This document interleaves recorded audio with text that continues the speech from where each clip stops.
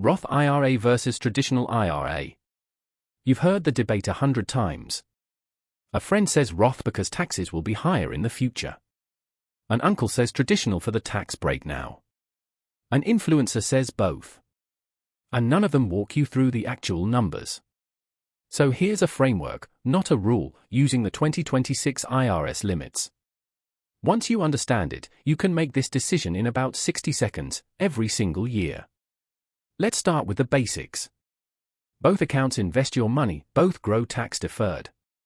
But they differ on one critical question: when do you pay the tax? A traditional IRA gives you a tax deduction today. If you're in the 22% bracket and contribute $7,500, you save roughly $1,650 on your tax bill. But every dollar you withdraw in retirement is taxed as ordinary income. You push the tax bill to the future. A Roth IRA flips that. No deduction today. But every dollar that comes out in retirement, contributions and growth, comes out tax-free.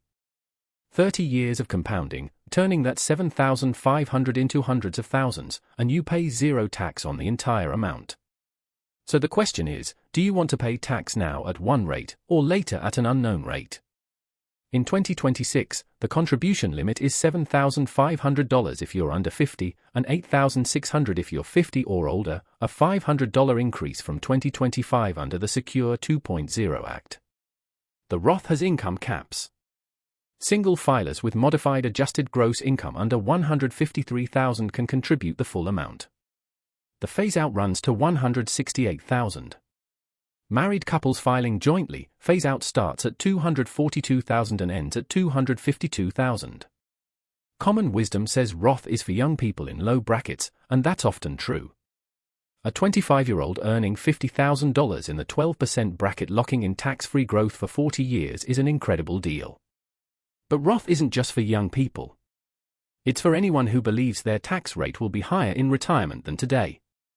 The US carries $39 trillion in federal debt. Social Security and Medicare face long-term shortfalls. Rates are more likely to go up than down over the long arc. Locking in today's rate, whatever it is, has real value. The traditional IRA has its own rules. You can contribute regardless of income, there's no cap on contributions. But whether that contribution is deductible depends on two things: your income and whether you're covered by a workplace retirement plan. If you're not covered by a workplace plan, your traditional IRA contribution is fully deductible up to the limit, no matter your income. If you are covered, the deduction phases out. For single filers in 2026, it starts phasing out at $81,000 and ends at $91,000. For married couples filing jointly where the contributing spouse is covered, $129,000 to $149,000. Here's the key insight: a non-deductible traditional IRA is the worst of both worlds. No upfront tax break, and the growth is still taxed on withdrawal. If your traditional deduction is phased out, Roth is almost always the better choice. Now here's the decision tree. 6 steps, about 60 seconds.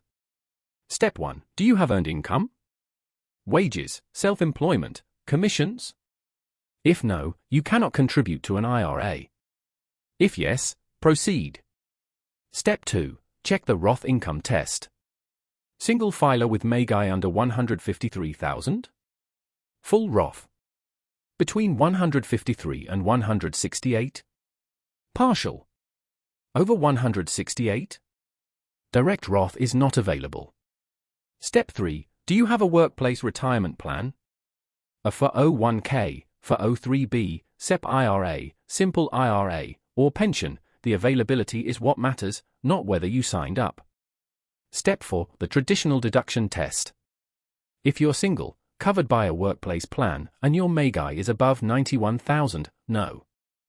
Traditional deduction. If you don't have a workplace plan, the deduction is full up to the limit. Step 5. The discipline check. If you get a traditional deduction, you save roughly $1,650. Will you reinvest that into retirement? Or will it get absorbed into your spending? For savers who reinvest the tax savings, traditional wins. For those who spend the refund, Roth wins by forcing discipline. Step 6. What do you think about your retirement tax rate? Higher than today? Lean Roth. Lower? Lean Traditional. Not sure? Split your contribution. The IRS allows it. Combined contributions can't exceed the limit, so $3,000 to Roth and $4,500 to Traditional, or any split. Tax diversification has option value. Now, the Backdoor Roth IRA. If your income exceeds the Roth limits, you can still get money into a Roth account. Here's how. Make a non-deductible contribution to a traditional IRA. There's no income limit on contributions, only on deductions. Then convert that money to a Roth IRA.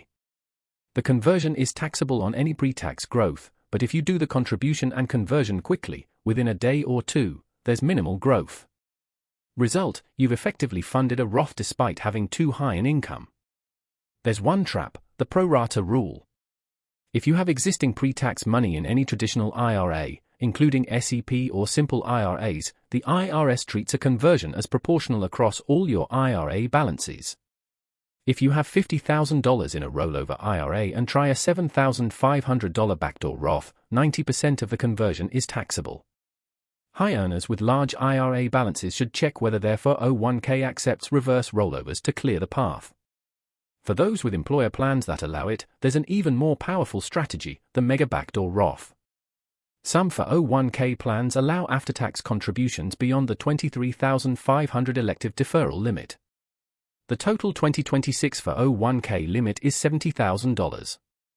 Combined with in-plan Roth conversions, this lets you put tens of thousands of dollars per year into Roth space. Now, 5 common mistakes. Mistake 1, choosing based on a single year's bracket instead of your life trajectory. A medical resident earning $60,000 today who'll earn $400,000 as an attending shouldn't load up on traditional. Roth now, traditional later. Mistake 2, not contributing at all because you can't decide.